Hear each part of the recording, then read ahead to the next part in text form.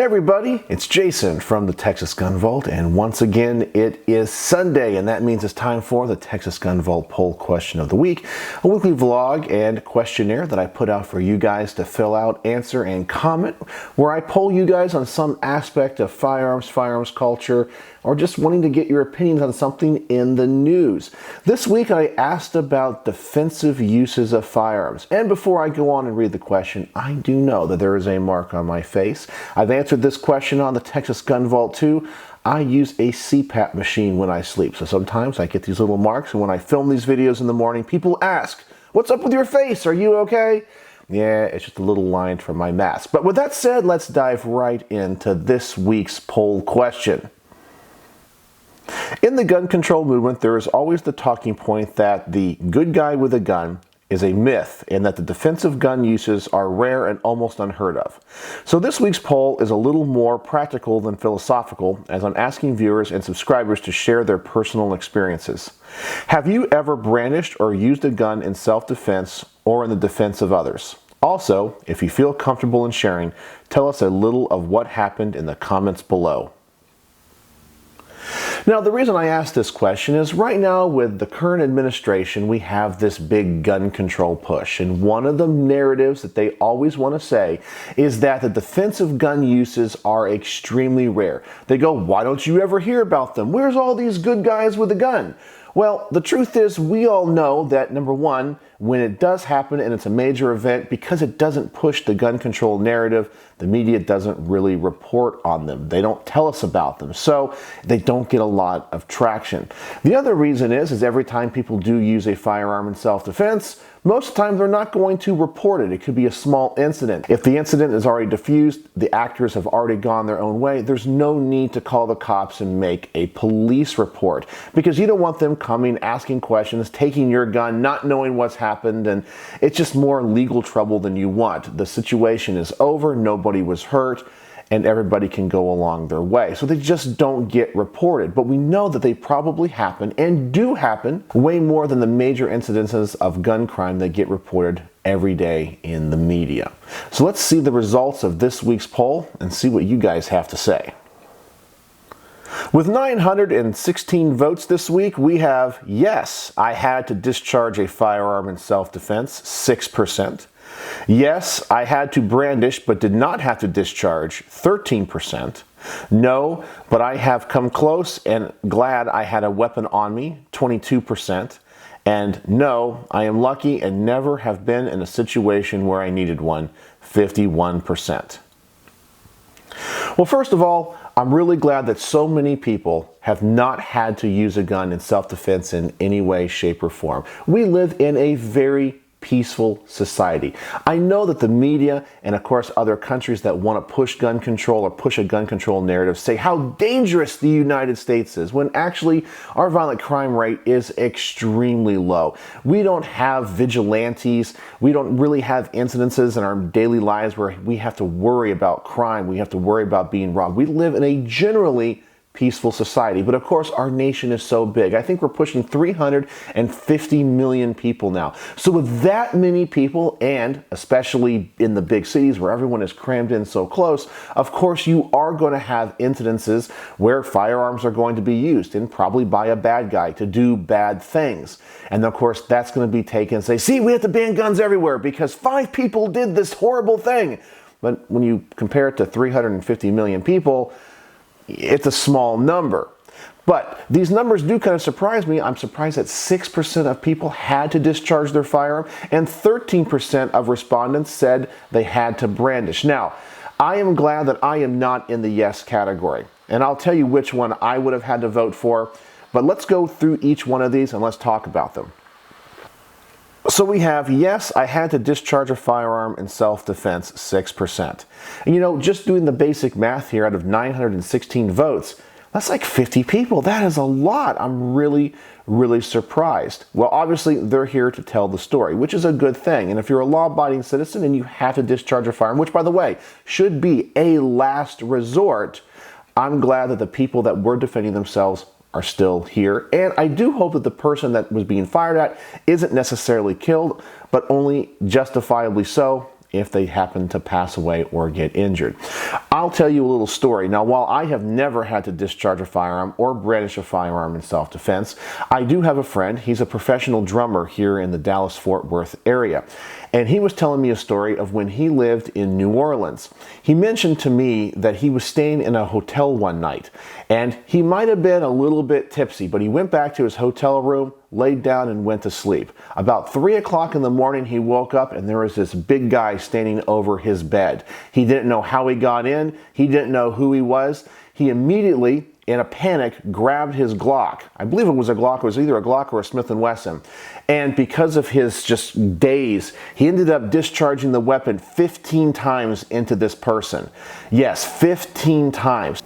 He was arrested and the DA charged him with murder. It turned out the NRA came to his defense and he was found innocent. The judge ruled it was a justifiable homicide, even though it was a little bit heavy-handed and the only thing he had to do was go to anger management because he had discharged 15 times and the judge said that might have been a little bit excessive.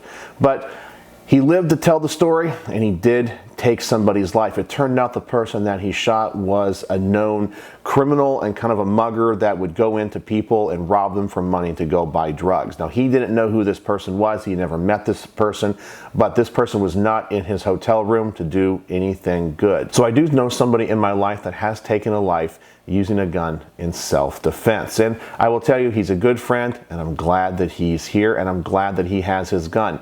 And what's really kind of weird about this story, and this is one of the things I always say, that the Second Amendment is for everybody. This friend of mine, he's definitely not a conservative. I know who he voted for in the last election, and it doesn't make any sense to me whatsoever. He continues to vote for the political party that wants to take his guns, but he is a huge firearms enthusiast. He loves his guns. He goes out and buys guns. He carries guns, and obviously he's used a gun in self-defense. But he votes for the party and the people that would take his guns. It doesn't make any sense to me. It is his right to do so, but the Second Amendment is for everyone. Then we have, yes, I had to brandish but did not have to discharge, 13%. I actually thought this number might be a little bit more, but 13% is a lot.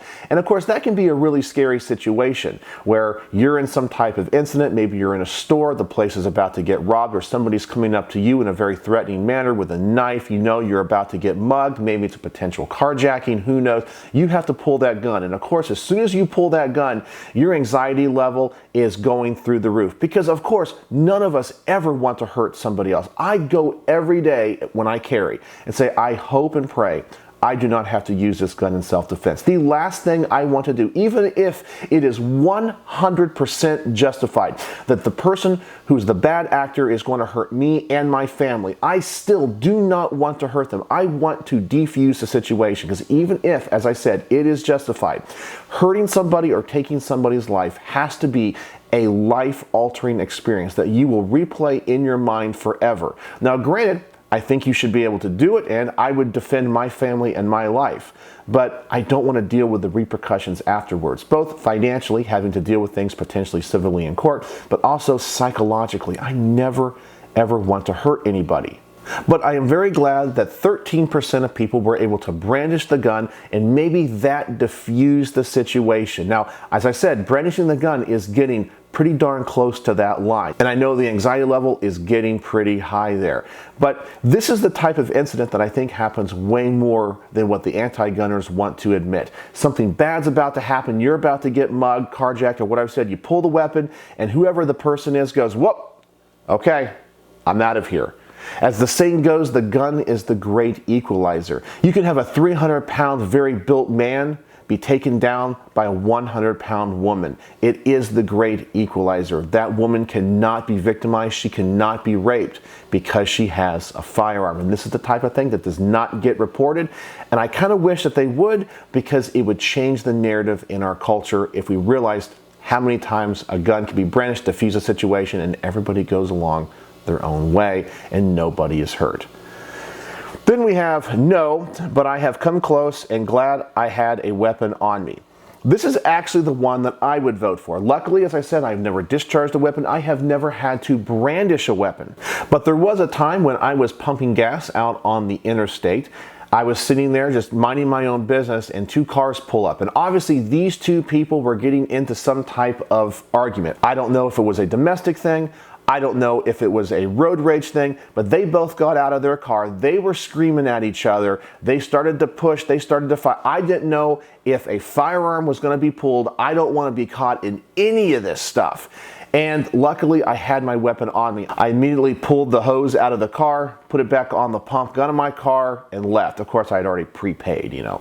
But I was glad that I had my weapon on me, because that situation could have turned south really fast. Now, obviously, they were dealing with each other, but if somebody pulls a weapon, it's going to hurt somebody else. I could get hurt because you're going to have bullets flying everywhere. I didn't know what was going on. I don't want to be involved in any of that. So I'm glad that I had the weapon on me. That's the closest I have ever come to needing my weapon. And as I said, it wasn't anything personally directed at me. I was in a situation, my situational awareness said, hey, you need to get out of here. So as I said, I left. I got out of there. I don't know what happened in that incident. Maybe the cops showed up. I don't know. I hope nobody was hurt, but that's my story. While it's not that cool and interesting, it's my story nonetheless. And then finally, we have the overwhelming majority. No, I am lucky and never been in a situation where I needed one. 59%. And that is great. But like the analogy goes when it comes to fire extinguishers, everybody should have multiple fire extinguishers in their house.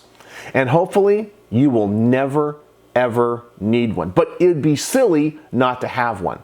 So the analogy, as I said, about the fire extinguisher, anti-gunners will say, since you never need to use your gun and it is so rare, you don't need to have one. Well, I have a fire extinguisher.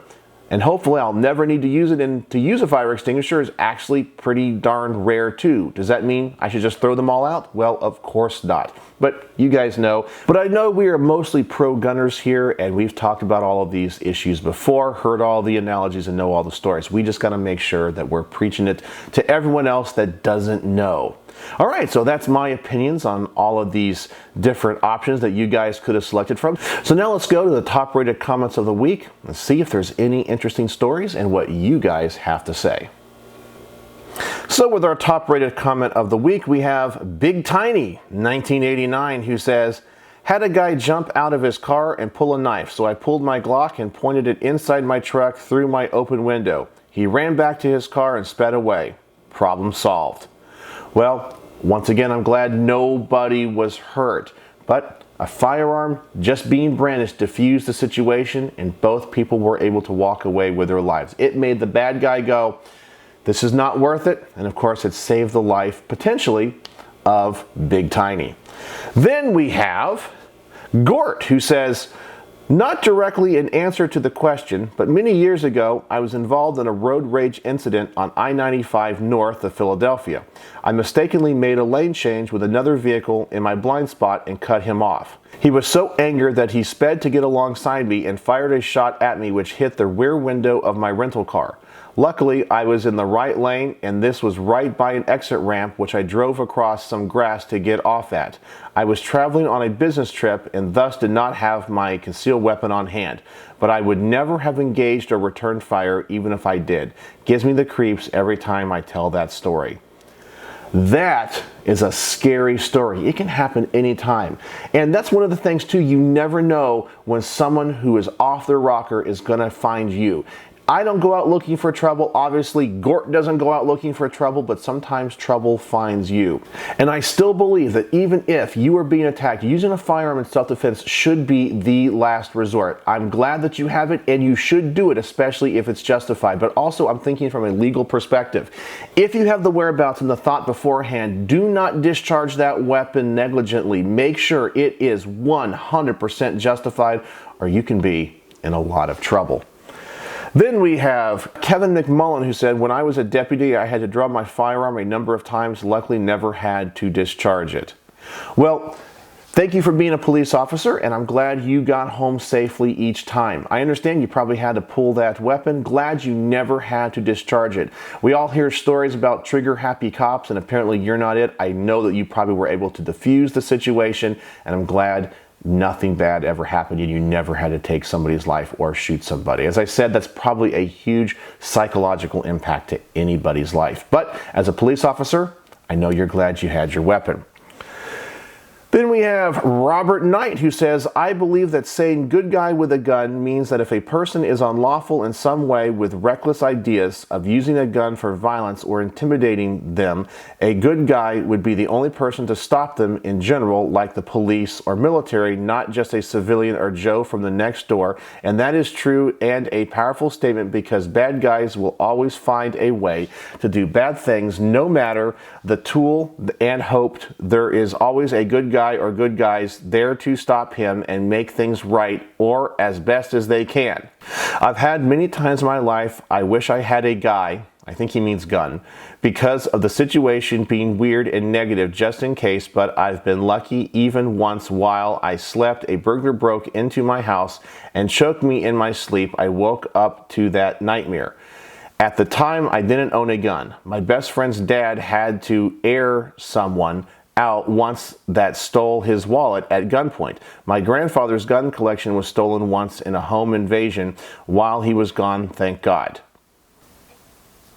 I think I'm going to have to give you guys a lesson on spelling and punctuation. But Robert, thank you for sharing your story. It sounds like you've had a lot of bad stuff happen to you, but luckily no one's been hurt, I guess with the exception of that one person your relative had to shoot. That makes me really sad. As I said, using a gun should always be a last resort.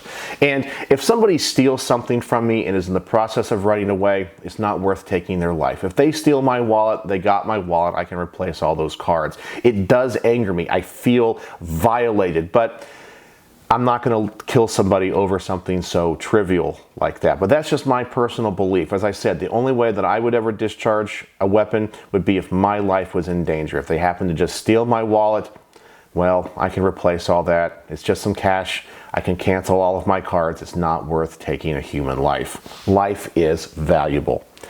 And then finally today we have Jackson Walter, who said, for me, I have never been in a position where I had to discharge my firearm, but I'm glad I have the option to defend myself if my life is at risk. The closest time in my life was ever in danger was when I was a kid, but luckily my mom was armed. We just finished eating at Long John Silver, and some trailer trash wanted to rob my mom with a knife in the parking lot. He probably saw an obese woman with her tiny son and thought it was an easy target. Thankfully, my mom had her Kel-Tec P3 AT, and the guy ran when he saw her take it out. I can't imagine that could possibly happen that day if my mom wasn't armed. Well, I am glad that she was armed, and as I said earlier in this video, firearms can be the great equalizer. And this was probably an incident that, while you remember, it never got reported. And who knows, maybe that turned that criminal's life around. He goes, whoa, my gosh, I came close to death here. If I did anything, I could have been ventilated and I wouldn't be here to tell the story today. And who knows, maybe it turned his life around. I'm glad she didn't have to discharge, but I am sure glad she had it to defend you and herself. Well, there we go. That is the Texas Gun Vault poll question of the week. Some amazing stories. I read them all in the comments. And if you're watching this video, go back to the poll question and look at what all the other people shared with us. The stories are great, and I appreciate everybody opening up and saying what happened to them. This is obvious that defensive gun uses happen a lot more than the mainstream media wants to make it appear like. And this is why the Second Amendment is so important. You have the right to defend your life and your family from bad actors out there, and you never know when it's going to happen, and it could be something small, and just having that firearm on you could mean the difference between saving your life and the life of your family and a tragedy happening. The Second Amendment is for all Americans and for everybody. Well, there you go. That's the Texas Gun Vault poll question of the week. If you guys would like to participate in next week's poll, please go to the community tab of my YouTube channel. I will also link to it in the description below. At this point, I have no idea what I'm going to ask, but I'm sure it's something interesting. Go over there, vote, comment, and like other people's comments so we can get the top-rated comment of the week. So let me know if you have any questions in the comment section below, and thank you everybody for sharing your awesome and amazing stories. So as always, thanks for watching.